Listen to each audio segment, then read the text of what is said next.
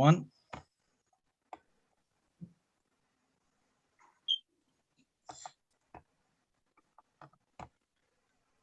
Hello, everyone. Welcome to another Peace Islands, New York gathering. We're very pleased to have two distinguished guests looking at the topic of Christian-Muslim relations from early dynamics to contemporary dialogue. Our speaker today is Professor Douglas Pratt.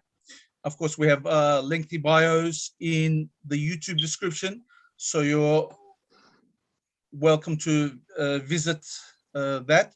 But here's a brief introduction. Professor Douglas Pratt taught religious studies at the University of Waikato, New Zealand for over 30 years, retiring in mid-2018. Currently, he holds appointments as honorary professor in the Theological and Religious Studies program of the University of Auckland, New Zealand, and is adjunct professor, Theology and Interreligious Relations in the Faculty of Theology, University of Bern, Switzerland. And we have also distinguished guest, Professor John Esposito, who will be moderating and co-hosting today. He's a professor, is a university professor and professor of religion and international affairs and of Islamic studies, and founding director of the Prince Al Walid bin Talal Center for Muslim Christian Understanding and of the Bridge Initiative, protecting pluralism, ending Islamophobia at Georgetown University. Again, I welcome you to look at their lengthy bios in the YouTube description. We will be taking questions via the YouTube chat, so please ask your questions. We'll also be sharing various links. So if you're a first time at Peace Islands, New York, please click those links, like this video, and of course, subscribe to our YouTube channel, and the various other links we'll share via the chat. So again, welcome. I want to pass the microphone to Professor John Esposito. Thank you, John. Thank you, Douglas. Great, thank you very much. I'm delighted to be with you tonight. I'm especially delighted since it provides an opportunity for Professor Pratt and I to be back in touch with each other. The audience will know, just to repeat a bit of what you just said, from his CV, that he has had a very distinguished and continues to have a distinguished role as a professor in both Australia, New Zealand, and in Switzerland, and has been a prolific author. If you take a look at the number of works that he's done, and more importantly, that they're all works that are fundamental and integral to Muslim Christian relations, both historical, as it were, politically in some ways, and bringing it right down in terms of the broader question of interfaith relations. So I look forward very much to the presentation tonight, and then to the question and answer period that we will have after the presentation. Doug, it's all yours. Thank you, John. Just let me get up my screen share and get this underway. And I think we should be right. Are you seeing me? Yes. Great. Okay, well, thank you. The outline of the presentation is going to be these four parts: some preliminary remarks I'll make, and followed by a main section on looking at relational dynamics in the first millennium of Christian-Muslim relations, pick out some key themes there, and then touching on modern engagement in the 20th century and ending up going into the 21st century with some new developments. So let's get underway. One of the things I think we all need to be reminded of is that it is not Christianity engaging with Islam, it is Christians and Muslims engaging together and have engaged over the centuries. People dialogue, people engage, people interact. And as part of our interaction, we bring to the table, as it were, our image, our imagination, our perspectives, our ideas about the other. This combination of predispositions, presuppositions, prejudices, if you will, this unique set of ideas and the use of our imagination, which produces images or the imagery of the other. Excuse me. So we bring that into whatever dialogical or interactive situation we are in. And so the images we have shape the interaction. And of course, interaction is in multiple forms of different kinds of engagement in the dialogue. in which the ideas and perceptions we come in with may be confirmed, they may be challenged, they may be changed. And in the interactions, there can be positive outcomes, there can be neutral outcomes, and there can be negative outcomes. So we keep that in mind, that we're talking really about over the centuries and in the present day, people interacting from out of these situations. Now, the second point, preliminary point to make, is to bring in a more technical side of things, which is the Christian-Muslim Relations Bibliographical History Project, which, as you see, runs from roughly the inception of Islam, around about 600, through to the end of what we call the long 19th century, 1914. This is a multi-volume research project that I've been involved in and still am. It tracks the record of image, of perception, of what Muslims and Christians perceive about each other. It's a reference work. And the criteria for inclusion in this work is that it references anything that's written about, for, or against the other by Christians and Muslims. So it's a pretty big brief. As you'll see, we've published now 17 volumes. The 18th one has just gone to the printer. The first 7 cover the first 1,000 years, when, of course, the works that are referred to are primarily manuscripts. And then volumes 8 to 14 in the next 2 centuries, and then 16 and 17 are the beginnings of the long 19th century. Volume 15 was the first volume of thematic essays, exploring the history that is revealed within the bibliographical history. And it covers the first 1,000 years. So volumes 1 to 7 were accessed for this work. And this will be behind what some of the things I'm going to say shortly. And at the moment, we have, as I said, volume 18, I think, has just gone to the printer, and another few volumes to complete the long 19th century. And then it'll conclude with the second volume of historical essays. So what we want to look at now is in terms of the history of Christian-Muslim relations, in the first millennium, what were the relational dynamics that come through, at least some of the key ones? And in research that I have done as part of this project, the dynamics or categories of relationship that I've identified can be, and these are not exclusive, but these come through as kind of some key ones.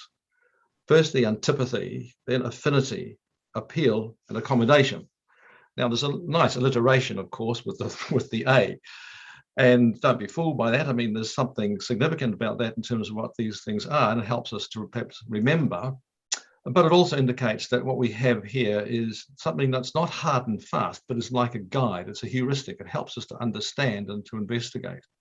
But certainly the theme of antipathy, which embraces mutual rejection, each asserting superiority to the other.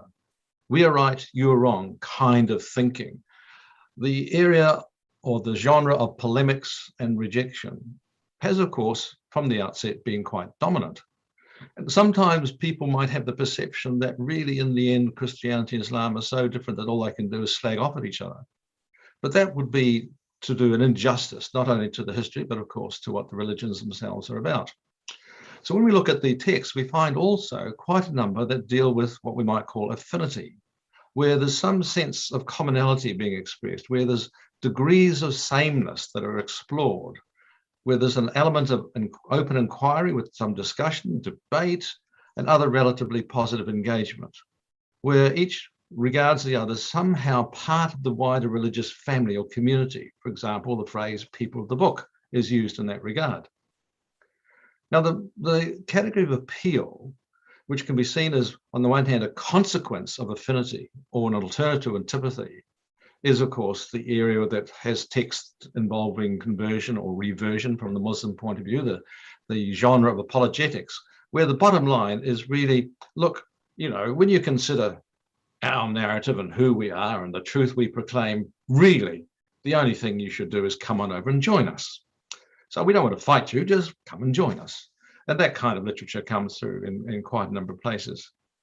The last one of the set, accommodation, is something which emerges later, really, in the first millennium, and will be interesting to see how that tracks through further down the track, because it's the expression of realpolitik, a kind of pragmatic acceptance each of the other, particularly in the dimension of international relations and socio-cultural realities. if you will, it kind of prefigures what we might refer to as, in contemporary terms, as diversity tolerance, at least the toleration of each other, if only for mundane reasons of trade and commerce and so on. But let's look at these just a little bit more closely. Antipathy, as I say, is to do with motifs of rejection and negativity. And this, in all these categories, there are quite a variety of subcategories in terms of the literature. And one of them, of course, is negative perceptions and rejection, each by the other of the other's text, the Bible and the Quran. An interesting subgroup is Christian apocalyptic responses regarding, and this came through in some areas quite early on, regarding the rise of Islam as a punishment for Christian sin or weakness. Then you have, of course, texts that reference violence against Christians and texts that reference violence against Muslims, and a whole variety of things in what we might call the field of mutual refutation. So this is just some of the subcategories. There are others, and of course there are examples. And here are two early examples of what we might classify as antipathy. The letter of Umar II to Leo III is a reconstruction of two documents that purportedly come from the Caliph Umar to this Byzantine emperor. It's noted to be a classic example of the Muslim, quote, technique of holding the Bible against Christianity. The case against Christianity is forcefully put, arguing against the divinity of Christ with clear and logical reductio lines of reasoning, such as who ruled the world when Christ was in the womb, and arguing for the corruption of the biblical text, a long-standing motif in terms of Muslim polemics. The text, called The Life of Elias the Younger, written in a literary style of hagiography in the early 900s, describes a variety of conflicts, attacks, sieges, and others, destructions and so on, wrought by Muslims invading Byzantine Christian lands, and refers to the Arab invaders as infidel barbarians whose faith should be resisted by Chalcedonian Christianity. And even in that last phrase, Chalcedonian Christianity, is a clue to indicate that not all Christians were the same. Going to affinity, the more positive side of things, which could be denoted as being involving motifs of inquiry, we pick up here on common values and motifs of appreciation that can be expressed and found in the texts. And of course, examples of interreligious cooperation, such as translating scriptures and texts, one with the other. There's examples of Christians inquiring of Muslims, trying to find out what they really believe, what they're on about, etc. And of course, Muslim inquiry of Christians. Examples of mutual intellectual inquiry. And these can be seen in examples such as the following: the Chronicle of Khuzestan, again, late 7th century, an East Syrian Christian text where Muslims are seen and accepted as the descendants of Abraham. So again, that sense of part of the family. A theological interpretation of Muslim successes is given in the sense of their victory comes from God.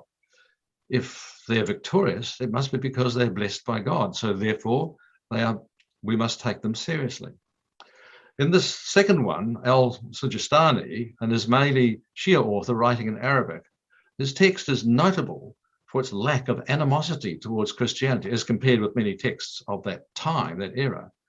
And indeed, it reveals a degree of respect, drawing on Matthew's gospel in support of a more philosophical argument pertinent to both faiths.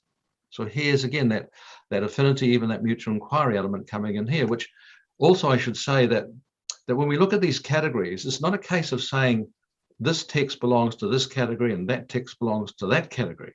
Sometimes in a particular text, we see a number of the dynamics coming in. So one text may actually feed into more than one category. Let's go on, and we just put together, for the sake of expedition of this presentation, appeal and accommodation. Appeal, as I say, refers to trajectories of apologetics. On the one hand, defenses of the Christian faith by Christians, of course, and on the other, Muslims offering proofs of prophethood. Because one of the, if you like, the tension points between the two is why do Christians not accept a Muslim as a prophet, and so on and so forth, and how can Muslims present Muhammad as indeed a real prophet, and so on. So proofs of prophethood is an interesting genre of literature from the Muslim side in terms of appeal and apologetics. And accommodation, well, there are a number of texts that reference forms of coexistence, policies and strategies concerning faith communities. If you are the ruler, whether you are a Christian ruler with Muslims, or you are more particularly in this period, Muslim rulers with Christian communities and others, then what are your policies? What are your strategies? And of course, in the Muslim context, we know of the provisions for dhimmi communities, the peoples of the book. And another subcategory is texts that reference diplomacy. And that comes in, as I say, quite a bit later. But here's just some examples. A disputation, one of the oldest Christian apologetical works. It's the earliest text to show familiarity with the existence of the Quran, its contents, and its importance as a source of law for Muslims. So we have quite early on in the 700s, this text emerging that we are still aware of. Another one, Al-Burhan, which is proof of prophethood genre, and it contains with it 2 Christian responses. As I said here, it's a product of amicable encounters of Muslims and Christians who lived and worked in the same scholarly and cultural milieu. Accommodation, George the Archdeacon lived in a Christian community and under Muslim rule, and provides a picture of the ideal relationship between governor and patriarch that speaks of mutual acceptance, support, and recognition. Let's get on with living life together.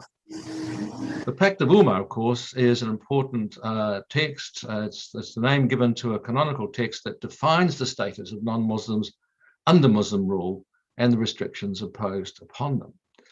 There are plenty of examples. There's 7 volumes, as I say, of that just summarize the bibliographical data. They don't contain the actual text themselves, but tell you where you can find them. But the summary out of all this, you might say, that particularly because for me a question is, okay, when we get into looking at this early history and we analyze it and get these kind of clues to the dynamics, what can we draw out of it that might inform us as to how things stand today and where things might go?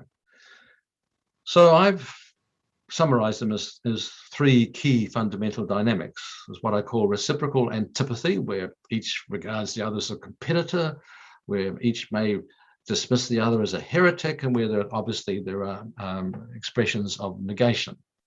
Alongside that, we have mutual affinity, where there's threads of respect, peoples of the book motif, as I mentioned, where there's recognition that the early Islamic empires actually required Christians, along with Jews, to help administer and run them, where intercommunal harmony, which was various and variable in its outworking, is nonetheless expressed.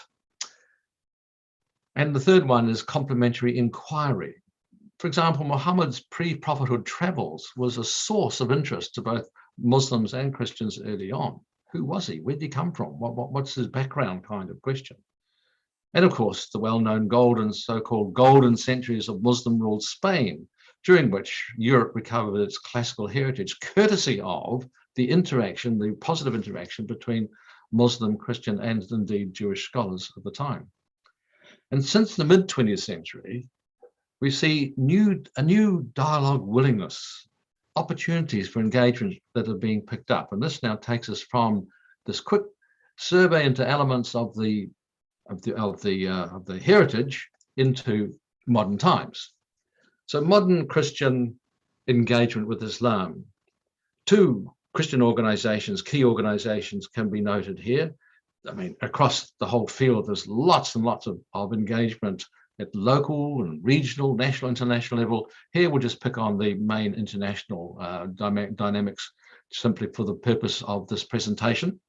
And the 2 are, of course, the World Council of Churches based in Geneva, the Roman Catholic Church, focused on the Vatican, which is in Rome. But here there's an interesting point to note.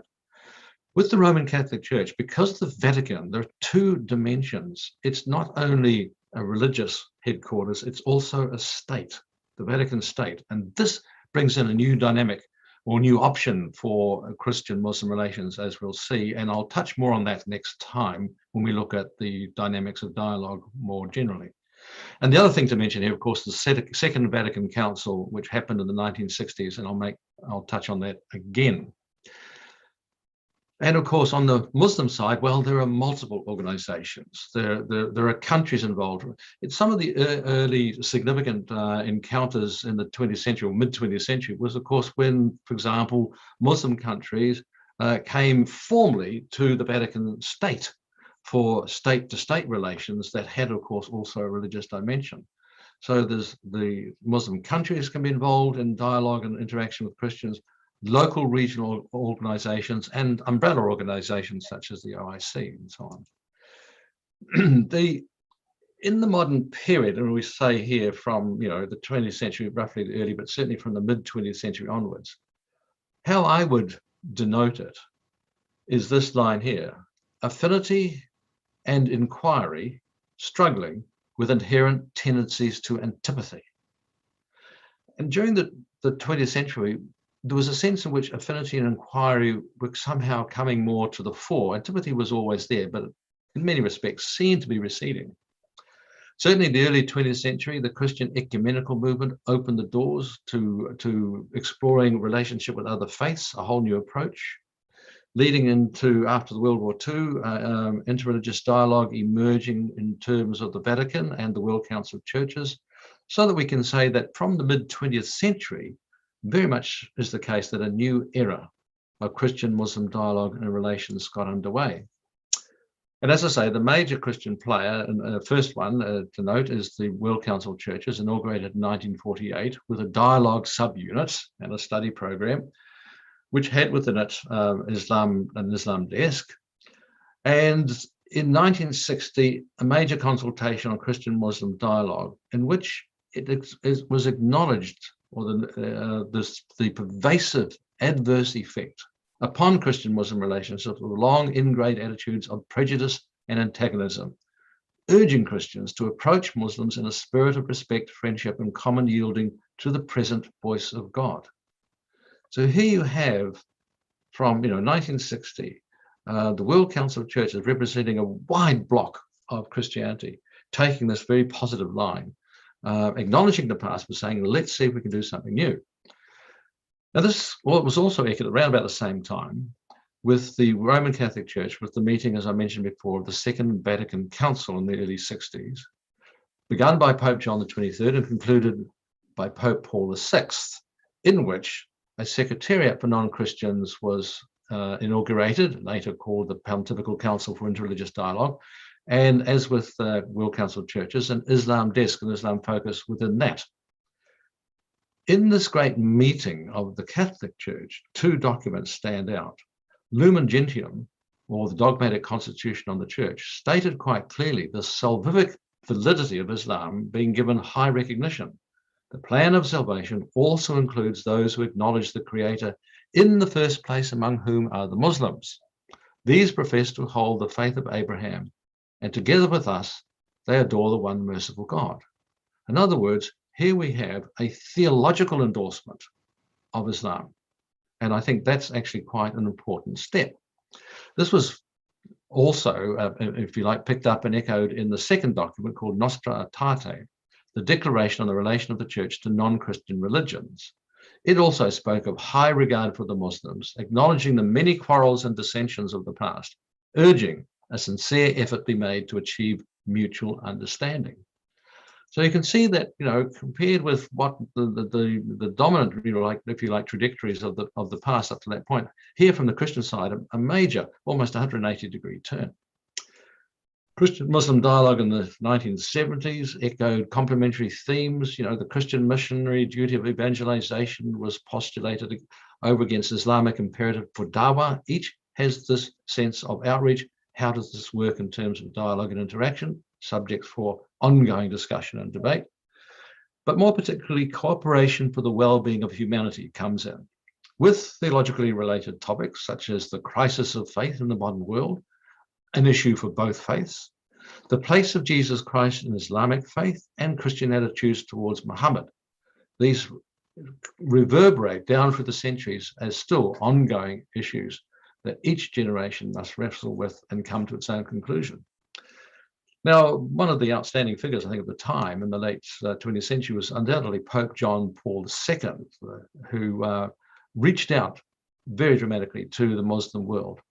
And he used this phrase as a guiding motif, referencing a spiritual bond between Christian and Muslim. Here you have a strong sense of affinity being expressed. And the rationale for dialogue, he says, was not for the reconciliation of specifics of belief. We're not trying to sort of mold the two theologically, nor to seek necessarily theological compatibilities, but rather peaceful coexistence and the service of God together. In other words, retaining our own individuality and integrity, nonetheless working together rather than fighting each other, a much better place to be in. And he referenced very much the religious duty of hospitality, the common heritage of Christians and Muslims. And I'm sure we all have experienced, one with the other, incredible hospitality from Muslim hosts and from Christian hosts. Let hospitality be the guiding motif, if you will. And so from that point, we're then taken into the 21st century. Now, I just want to touch on some key markers of Christian-Muslim relations in our modern, now 21st century period. Well, we note that in the late 20th century, two things. There was a certain tiredness that was coming through in the last decade or two, almost like a dialogue stalemate. The enthusiasm that had been sparked in the 1960s and carried through into the 70s began to wane a bit in the 80s, and by the 90s there were certain questions being raised and things were a bit unclear. Things were still happening, yes, but then some people were plugging on very stalwartly, but in some ways it was getting a bit stale perhaps. Then also at the same time, in that latter quarter of the 20th century in particular, we recall observing the rise of fundamentalisms, not just fundamentalism in a Christian, narrowly Christian sense, but fundamentalism in some broader sense in a number of areas, not only religious, but other areas as well. And that, of course, is a slippery term, but we'll just use it for the moment. Then, of course, the 21st century, and September the 11th, 2001, 9/11, that watershed moment, which sparked two major things. On the one hand, the security dimension, the war against terror and the whole securitization process that has gone on since then. And on the other hand, certain forms of community engagement, dialogical engagements, which have actually had some very positive effect. Some of them, of course, have been in relation to the security side of things, but others have taken things in a more positive line. It's been a two-way street. But at the same time, there's also been this, if you like, sheet anchor of what we might call the new fascism, the era of new fascism, a hard secularism, the antipathy to all religion being expressed much more vehemently. And that becomes a challenge to both Muslims and Christians, but we still keep running into it today very strongly.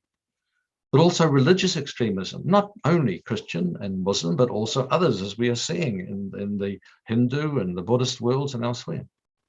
And then, of course, the assertive politics of the right.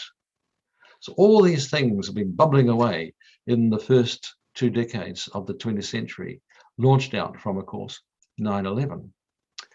And yet, during that time, since the early 21st century, there's been 3 very significant Christian-Muslim dialogue initiatives. The first, Building Bridges seminar series, began from the UK.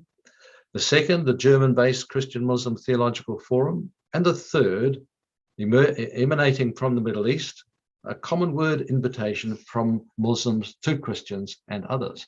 And we'll just touch on these 3 briefly and then close. The Building Bridges seminar series, begun in 2002 by the Archbishop of Canterbury, really was responding to the challenge to learn from the past and to build bridges of understanding for the future. It's marked by a process whereby the participants are not representative, rather they are specialists, bringing specialist input from both Muslim and Christian communities. It's been styled, should I say, as an appreciative conversation at quite some depth, including reading the scriptures together, Muslim and Christian scriptures read together, and other related texts. And the aim, as Rowan Williams, who took over from the first Archbishop, is to fill the gap of a lack of opportunity for serious, reflective, and fairly loosely structured encounter between Christian and Muslim scholars. It's been going on, and You can find reference to that in the references I'll give you later. The Christian Muslim Theological Forum, as I say, an initiative of some young scholars in Germany, also initiated in 2002, although the first actual annual conference between Muslims and Christians didn't happen in 2005. They took a period of time to very carefully work through what this was all about and how to work it, so that when they got into it, it was realistically and properly a shared venture. The motivation, of course, is for dialogical engagement that is balanced and equal in terms of level of expertise and so on, with the goal of, in their case, an academic theological dialogue in the German language and a contribution to common life. So it has a very much a German focus, but it has had a wide impact and invited many scholars, including myself, into it. And so it's more than just German. I've mentioned the exploratory conferences, and then 2005 it began.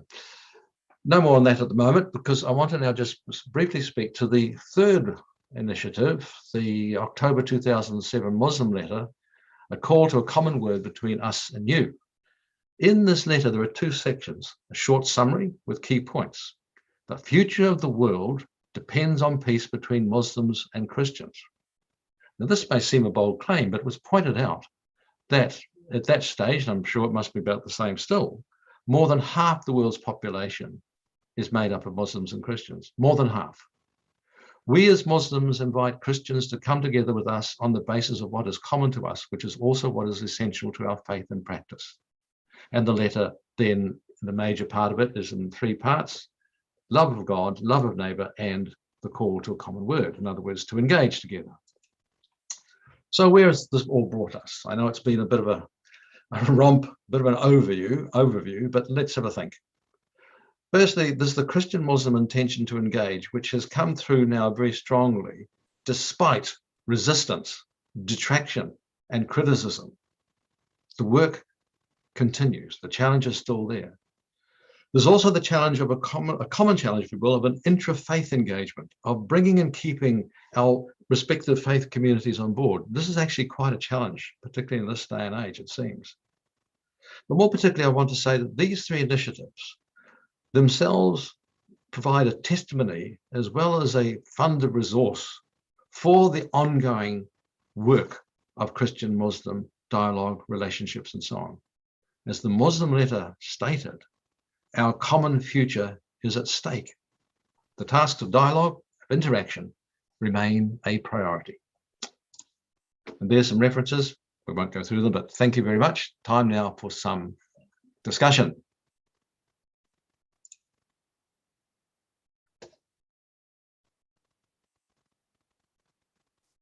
Can we get that? I Thank think you. I'd like to make a few comments. Yes. Yep. I think that what often people forget, because it's generational and it can go back quite a bit, is that the progress that we have made is very significant. But certainly, for example, if you look at the US, but I think it has a ripple effect in other parts of the world. It comes from going back to the late 60s and into the 1970s. In terms of the US, and I find most Americans aren't aware of this and most people outside aren't, there was a book written by Will Herberg in the late 1950s, which is still in print, in which he looked at America and its new religious configuration. And so it became Protestant, Catholic, and Jew. The new kid on the block was the Catholic in terms of fitting in. And that lasted, that kind of sense, for quite some time. Now, that didn't mean that we didn't have people who were Muslim, Buddhist, or Hindus, but most of them weren't seen in terms of their religion. They were just people who might be Egyptian, Lebanese, etc. So the religion factor really wasn't there. This was a country in America which saw itself as Christian. And if you were, in my own situation, raised Roman Catholic, you had a strong sense of your Catholicism. But that didn't mean that, again, that when it came to Protestants, you didn't have a sense that there was a significant difference. So, for example, if I wanted to be a Boy Scout, an issue was, could I, because the Boy Scouts met in the basement of a Protestant church, a Lutheran church. Yeah. And it didn't matter that the scoutmaster was Italian American and Catholic. It was this church. And it took me a long time to realize the real reason was that most of the kids would wind up being little Lutherans, and then there'd be a concern about your little Italian Catholics meeting with the little Lutherans. So you had this cosmopolitan New York. I was raised in Brooklyn, within New York, but cosmopolitan New York, where we did have, at a certain point, and recognized not only intellectually, but in practice, Protestants, Catholics, and Jews. But most of the time they lived in their own little neighborhoods. I don't want to use the word ghettos, but neighborhoods. I was in a totally Italian-American neighborhood. We had maybe one or two Jewish neighbors, very, very minimal. I could remember examples of a wonderful couple. He was Italian-American, she was Jewish, and they were engaged, and then it broke up because both families decided it couldn't work. So we had that kind of, cosmopolitanism, but it really wasn't a kind of really dialogic and coming together. The other thing that's interesting at that period of time is that the American Academy of Religion, which has become the academy of the study of religion really in the world probably, the American Academy of Religion at that time was basically a Protestant Christian group. You had people who were from other countries who might come from Chinese country or whatever, but they happened to be Protestants. And there was a Catholic contingent, but it was really pretty minimal. The world religion side was very interesting because in the 70s, late 60s and 70s, you suddenly had an influx, a significant influx of Hindu, Buddhist, and Muslims. Not just them, but in terms of, as it were, the religious dimension coming in. But again, within the American Academy of Religion, it took my mentor, who was a Palestinian, Ismail al-Farouqi, and his graduate students to get Muslim programs put in the late 70s, but they had to be tested until the mid 80s before Islam became a major unit. Now for a lot of generations later, they forget how really relatively recent this whole thing really was. And I can remember an Egyptian academic, and he had been on my dissertation committee, who had come to a meeting. He was invited to be a speaker, and he got up, and you had these prominent professors who all had their woolen jackets with their little leather elbows on it, which we Catholics picked up on as a grad student. I then wanted to dress like my professor. And they asked him, how did he view the history of Christianity? This was a man with a PhD from the Sorbonne. And he basically said, I look at the history of Christianity, and it goes from a kind of sense of Jesus and his apostles. And today I see all these different people who are different kinds of Christians with all kinds of different beliefs. And what struck me was the negative reaction of the audience. It wasn't that they were all acting as if they were pastors, but they were acting, quote, as academics, but really offended that this Muslim was talking about this very, very diverse Christian, kind of group. I think that I'm just giving a couple of examples as we fill up the chat room. When I moved to Holy Cross in 1972, I was asked if I would, a young academic, and I had been a Catholic theologian in a previous life and was actually in a monastery for quite a few years, but I was now a scholar of Islam. And so I was asked to be in a trialogue. So I said, what would you like me to do or talk about? And they said, well, talk as a Catholic. And I said, but okay, you want me to talk as a Catholic? Well, no, we want you to talk as a Catholic, but representing Islam. And I said, well, this is Boston. Why can't you find a Muslim? Well, they could. And they found Muslims, some of whom were, practicing Muslims, etc., but they were engineers, etc. So they couldn't get somebody who could do a dialogue language, about the faith. I felt very awkward about doing it, but I did it. It then moved later on to when we finally got into the first really significant interfaith dialogues, because I think a lot of people forget that the whole notion of dialogue was really not something that Catholics and Protestants were rushing into. And even getting that going from a Catholic point of view and from many Protestants' point of view, that was a big thing. They were Protestants thought that, had horrendous notions of Catholics and vice versa. So the whole idea of dialogue was really the kind of Christian dialogue. Then it became Jewish Christian groups. You had these Judeo-Christian groups, but Muslims were very much not in that interfaith. And so you then have the movement to trialogue, where we finally did at Harvard, and then after that, a lot of other places, have these three coming together and beginning to open up the faiths. But I think, as you quite rightly say, if we look at from the Catholic point of view, it really is the Vatican opening up, because what happened on the ground at that point, given the way we Catholics viewed the papacy and the Vatican, we could be, I hate to use the word Trump anymore, given the disaster we've had as a president, but we could be stymied in that situation. Everybody knows my politics now. We'll start chanting Bernie, Bernie in another 5 minutes. But the whole sense that we were finally moving with the Vatican and talking about an openness, if not really deeply theological, at least with a theological history, and then how we could, cooperate together. And as you said, John Paul II was very important in that dialogue, in setting up institutionally within the Vatican, but also his going and meeting with religious leaders, and actually in a joint kind of prayer session.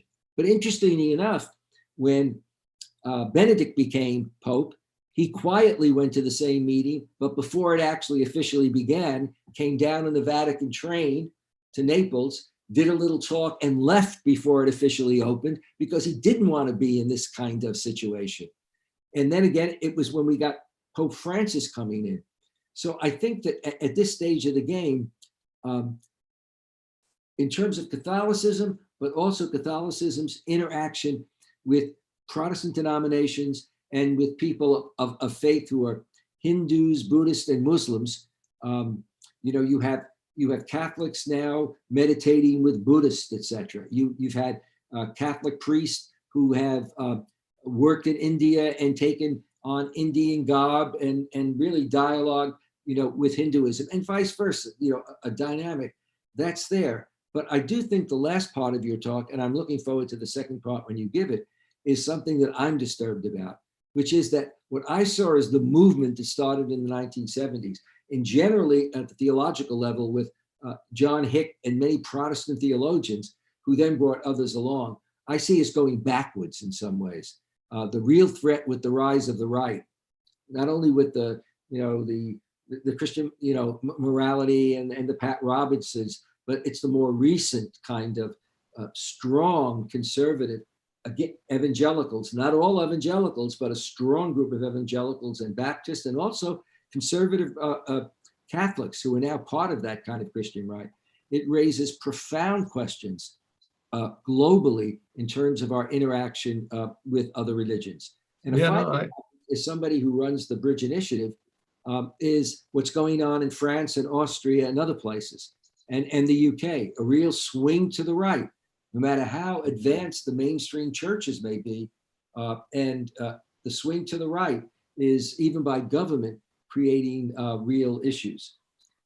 So at this point, we can take a look and maybe to begin with, it might be good if you, Emery, take a look at the chat room as I try to get myself organized at this end. And while he's doing that, can I just respond to your comments? John, certainly I found when I did some work on the Vatican and the World Council of Churches in terms of the dialogue in general, before I looked at their work in Christian-Muslim relations, what came through to me is that, particularly with the World Council of Churches, you've spoken well on the Vatican. Let me just say another word or two about the trajectory of things with the World Council of Churches. And that is that they began also, in this era of the 1970s, engaged in dialogue. And then it was almost as if the dialogue, the theological dialogue, became too hard, and it was better and in some ways easier with their constituency to work in the field of cooperation for practical projects, so human relationships and so on. And the clue is given in actually the change of nomenclature, because it began with the dialogue subunit, became then an office for interreligious relations. Mm. And then it became religious relations and dialogue much later on, because at one point, structurally in the World Council of Churches, they separated out relationship building and theological inquiry. Mm. But what happened was nothing much happened in the theological inquiry end. It was relationship building. But in the end, of course, you can't go far in terms of relationship building unless you also engage the questions that motivate people and the questions they raise. And so my sense was that by the end of the 20th century, that was contributing to kind of like this sense of going stale on dialogue, because you can do so much practical things together, but somehow the dialogue dimension was getting lost. And therefore, for me, it was kind of like, where has that deeper engagement gone to, and what's going to bring it back? And what I see in those three initiatives, Building Bridges, Theological Forum, and the Muslim Letter, is at least some attempts to actually go deeper and engage more intentionally in theological engagement. And that's happening, I think, with the greater or lesser degrees of success. But it also now, as you rightly point out, needs to also engage with the political context. Mm. So I think theological questions and political questions and how they interrelate and so on are now becoming much more significant also. Yeah. No, I agree with you. And I notice we do have some questions in the chat. Okay, far away. I can ask them if you like, John. Yes. You've identified several denominations leading interfaith dialogues on behalf of Christian communities. What faith entities or countries are leading the initiatives on behalf of Muslim communities? Well, it depends when you're talking about, because what era, because certainly there's been in Jordan, there's been, of course, in Turkey with the Gulen movement, there's been various kind of institutes within the Muslim world. And there's been, as I indicated before, actually representative groups from specific Muslim countries. For example, the Saudis are coming to visit the Vatican and so on. So it changes with time. And to tell the truth, one of the, I know in the late 20th century, one of the problems that was identified with both the Vatican people and the World Council of Churches people engaging in dialogue was finding the right equivalence. In other words, the Christians could put up a side of specialists who were also representing certain constituencies. Could the Muslims do the same thing? And what happened then was that in some cases, yes, but in some cases, no. It was a case of Muslim individuals, scholars or whoever, who were interested in dialogue would come, but not necessarily with any particular backing from an institution. On the other hand, there has been some very good work done in terms of Christian-Muslim dialogue in Iran up until recently, as I'm aware of, until, well, late 19th, early 20th century. There was some, I was part of one of them. And that, again, seemed to be mainly scholars that were doing that as a kind of informal groupings rather than anything formal. But yet, at the same time, there's also been formal interactions, say, for example, between the Archbishop of Canterbury on behalf of the Anglicans and Al-Azhar in Egypt. And there was another one, I just forgotten his name, with, again, a group from the UK and Iran. And there was plenty of examples of that. So I was aware of, there are groups in America that are doing the same kind of thing, reaching out and connecting. There's been trajectories of that. So it's diverse, and I think that reflects the nature of the two faiths. They are quite diverse, even though there are some representative organizational groups. Yeah, I think you're right. I think one of the questions or issues I would have is that some of these meetings are promoted by governments. And those governments hold these meetings outside of their own country, countries where there is not really, in some cases, a diversity within the country. In other words, and so it's a very good promotional. It gives a certain kind of image, but sometimes you want to say, well, why don't you take half of those programs and run them within your own country, and there would be an issue. So I'm a little concerned at times. I'm being very frank, as long as we're having this conversation, about sometimes senior religious leaders, whether it's the Pope or it's other major religious leaders, looking at some of the meetings and saying, is this about a government promoting this? As opposed to, is this really about theological dialogue, at a spiritual, level and a spiritual front? And I think that it is pretty critical. To me, the best way that you look at it is to take a look at what are the host governments and what's going on in their country.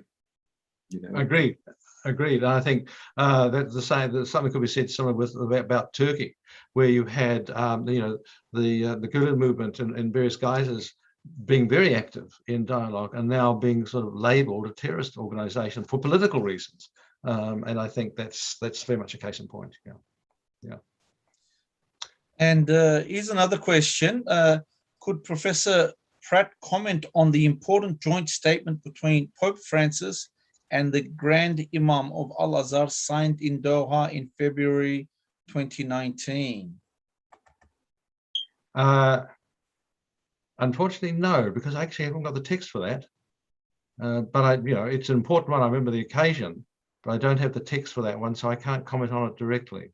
Yeah, the big one I'm aware of is the one that took place in the UAE, not in Saudi, not in Doha, but I'm sure maybe there was one in Doha, but the big one that got a lot of attention was the one in the UAE. Yeah. And also I think, echoing a comment made by John a moment ago, I'm aware that Pope Francis has certainly picked up the baton again for good relationships between Christian organizations, in this case the Catholic Church, and Muslim. And I think some people can be skeptical of these sorts of statements, but they are, if you will, flags.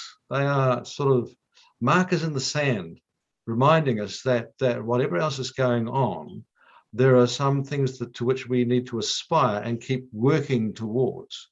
So I think actually, although I don't have the text of that one, I would say it's in that category of flagging something that is important to pursue. For me, the bona fides of Francis is that early on, he did something that conservative Catholics would have a problem with, and that is on Holy Thursday, washing the feet of those in prison, including 2 Muslims and a woman. So it's not just that he goes to a formal event, where he's with some other formal person, but in practice, in the way that he responds. And I think that's what one needs to see on all sides. The religious leaders that, yes, they meet officially, but then you also see them on the ground. Yeah, I agree. Thank you. We have another question. You suggest the progress toward interfaith understanding and tolerance may have plateaued. What next steps are needed to rekindle progress? My comment for that was really in relation to the late 20th century. Things are moving better now in terms of some of these initiatives and other events that are carrying on. But having said that, I'm also aware of the impact of detraction and skeptics and so on from within religions with the rise of extremism. I mean, there's plenty of cases of both Muslims and Christians who, wanting to engage with one another, then find from within their own constituencies they are being put upon one way or another to not do that. And that's can give a sense of things are plateauing. So I think the big challenge at the moment is actually to maintain where there is a positive interaction taking place, to maintain that and build on that in the face of detraction and skepticism and the pressures that are coming in either politically from the right or religiously from those who are highly exclusivist. And in almost, there's always the risk that you get caught up with internal debates and challenges about identity and so on. But I think the reality is that the kind of positive interfaith relations that we've had need to be continued and built on in order, if you like, so that the negative side doesn't win. So, you know, it's almost like going back to what the statement said in the something along these lines in the statement, the letter from the Muslims in October 2007, was that, you know, if we as Christians and Muslims can't find a way to bury the hatchet, as it were, and work and live together in harmony, then frankly the world is doomed, because, you know, and it just won't work. And we're kind of seeing that, and it's spilling out in other areas. We're seeing how Muslims are being put upon by, for example, Buddhists in Myanmar, and by Hindus in parts of India, and so that, and as well as Christians in that, so that, you know, the rise of extremisms, of exclusivisms, that basically is saying not only are we right and you wrong, but we have the right to live and you don't. You know, that comes through. That's the really hardline extremists in all camps, and I think that's a real challenge, real problem. And the only way to really counteract that is to continue to build positive relationships and positive self-awareness and understanding. Did you want to comment on that, John? Well, I think that what Professor Pratt has said is spot on. I think that you know, there's always this idea of, you know, we take 3 steps forward and then 1 step back. Well, I think that some of us thought we were taking 3 steps forward, and it's 2 steps back, and that's the danger. The fact is that religion has become weaponized to begin with by a number of faiths in different situations, not only in terms of acts of, if you will, violent extremism, but going backwards and creating a culture, for example, within Western countries, rather than a multicultural society, in fact, going backwards to white societies. So that countries that, for example, that I can remember doing conferences and having somebody from Poland get up and say, the good news is we don't have many Muslims. The bad news is it's a government problem. It's an issue for the government. And I heard a very prominent lawyer from Australia say the same thing.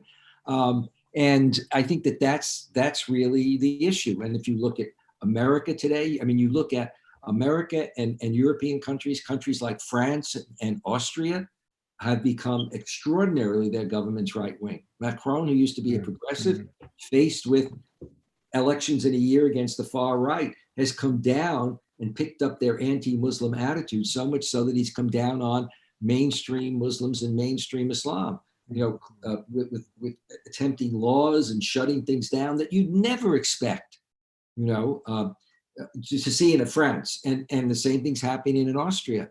So we've got to be concerned. You know, we may have different views of, for example, China, and say, well, depending if you're a certain kind of American, we expect that from the Chinese. It's terrible what they're doing to the Uyghurs, but they're also doing it quietly to, you know, to Christians also.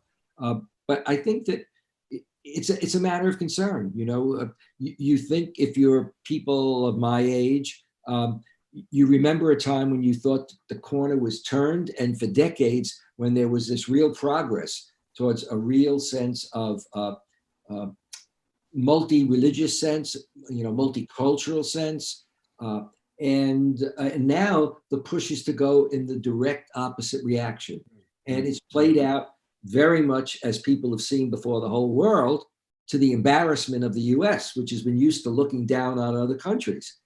And, you know, we look really bad in terms of what's going on here. You know, what does democracy mean in the US when there's an attack on the Capitol, and when large percentages of Americans and members of Congress think they were just tourists doing what they're doing? So I think that, you know, there's a lot of work to be done by people of faith, but also people of no faith at all, that deal with not just, if you will, in a narrow sense, religious values, but human values and human rights. Yep. And that brings us to, and I think that they're wonderful concluding remarks. Thank you, John, on that positive and hopeful note. Let me just remind everyone, kindly like this video, share it, subscribe to our channel, the usual things you do on YouTube to help us. We've shared links in the chat regarding our newsletters as well, so please sign up if you're not getting those and if you're a first time here. And I will remind you that this is a two-part discussion. Professor Douglas Pratt will be joining us again in December, looking at, and the title of the talk is Dialogue Today, Models, Perspectives and Principles. So look out for the details when we send them out later in November. I want to thank again Professor Douglas Pratt for his talk today, and for Professor John Esposito for the wonderful conversation after the talk and taking the questions from the audience, and to everyone for joining us today. Thank you. Stay safe. Until next time, be well.